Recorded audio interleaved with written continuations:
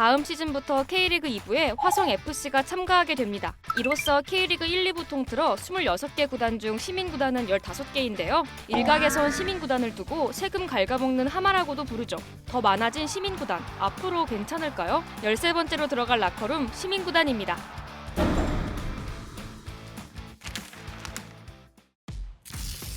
일단은 평균적으로 따지면 지방자치단체에서 한 100억 원 정도를 지원받는다라고 볼 수가 있겠고요. 그 지역에 기업이 있다면 지역 기업으로부터도 지원금을 받는데 사실상 그 지역의 단체장이 무언의 압력을 가해서 받는 돈일 수도 있는 그런 부분이거든요.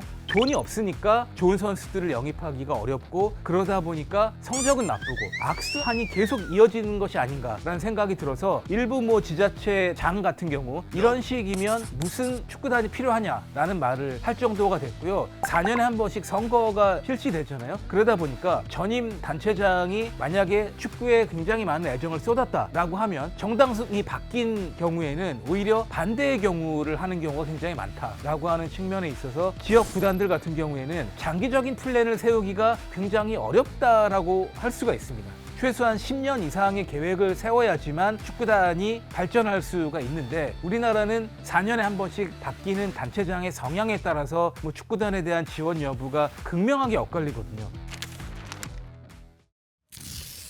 2002년도 월드컵 이후에 축구 열기가 최절정에 달했을 때 기존의 월드컵 경기장을 그럼 어떻게 활용할 것인가를 두고 고민을 했었고 일부 축구인들과 정치인들의 이해와 요구가 맞아 떨어져서 시민구단이 만들어졌는데요. 이게 시간이 지나다 보니까 월드컵 경기장이 있는 도시뿐만이 아니라 그거보다 훨씬 중소도시들도 시민구단을 너도나도 만들게 됐고 지금은 기업구단의 숫자보다 시민구단의 숫자가 더 많은 상황인데 이 부분은 굉장히 이례적이다라고 볼 수가 있습니다. 우리나라 시민구단의 탄생 과정을 지켜보면 대부분 그 지역의 일부 축구인들과 지방자치단체장의 단기적인 성과 내기로부터 출발을 했다라고 볼 수가 있습니다. 그렇기 때문에 근본적인 토대가 취약할 수밖에 없는 환경이고요. 시간이 지남에 따라서 재정적으로나 축구의 기반이나 여러 면에서 기존의 기업구단과 비교되는 측면이 너무나 많다. 악순환이 계속 이어지는 것이죠.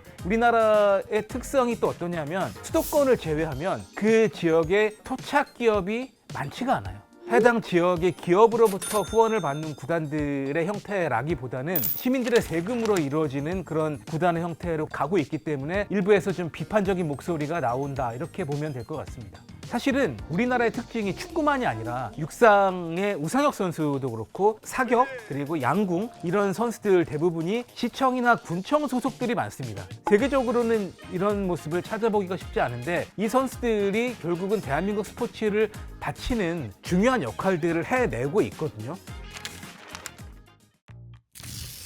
우리나라 시민구단 같은 경우에는 자체적으로 뭔가 생존을 해야 된다라고 하는 인식이 상대적으로 부족한 면이 있고요. J리그 같은 경우에는요, 굉장히 재정이 취약한 구단들 같은 경우에는 그 지역의 자원봉사 활동이라든지 지역민과 함께 하려는 노력이 큽니다. 그러니까 우리가 생존을 위해서는 지역 밀착을 할 수밖에 없다라고 하는 인식을 구단이나 선수단이 많이 갖고 있는 편인데 우리나라 같은 경우는 그런 상황은 아니다. 모든 면에 있어서 기업구단과 큰 차이가 없다 보니까 최근에 이런 것들이 더 비판의 대상이 되는 것이 아닌가 이런 생각이 듭니다.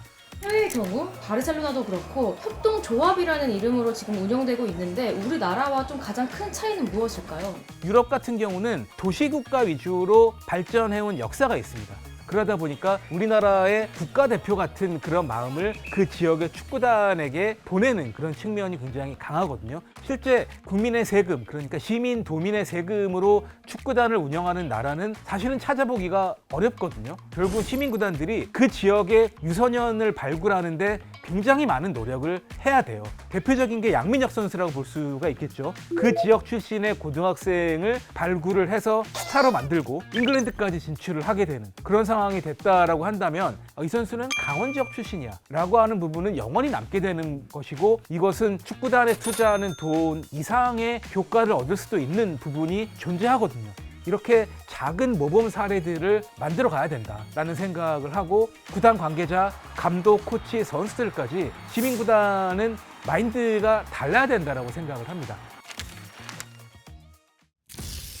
이 인기를 좀 더 활성화시키고 축구의 경쟁력으로 이어가려고 한다면 결국은 시민구단의 존재는 필수적인데 한화 야구단 같은 경우가 굉장히 좀 성적이 안 좋잖아요. 그런데 김승현 회장이 그런 말을 한 적이 있어요. 한화 야구단은 더 이상 지금 뭐 한화그룹이 어떻게 할 수 있는 존재가 아니다. 지금 충청도 민들에게는 한화 이글스라고 하는 이 존재가 엄청나게 각인이 돼 있기 때문에 구단에서 이것을 마음대로 할 수 있는 성격이 아니다라는 이야기를 한 적이 있거든요. 비슷한 맥락이라고 봅니다. 성적이 나쁨에도 불구하고 야구 열기가 예전보다 더 뜨거워졌고 매진도 많이 되는 비슷한 상황이 축구에서 만들어지게 된다면 그 어느 단체장이 새로 온다고 하더라도 축구단을 함부로 바꾸려는 시도를 하지 못할 것이다. 물론 한정된 재원을 가지고 기업구단이라고 하는 막강한 경쟁 상대를 이기면서 뭐 성적이나 마케팅을 성공적으로 진행하는 게 정말 어려운데요. 그렇다 하더라도 몇몇 시민구단들이 성공 사례를 만들어 나가게 되고 이것이 문화가 되고 전통으로 이어지게 된다면 그때는 진정한 시민구단이 되지 않을까라는 생각을 해봅니다.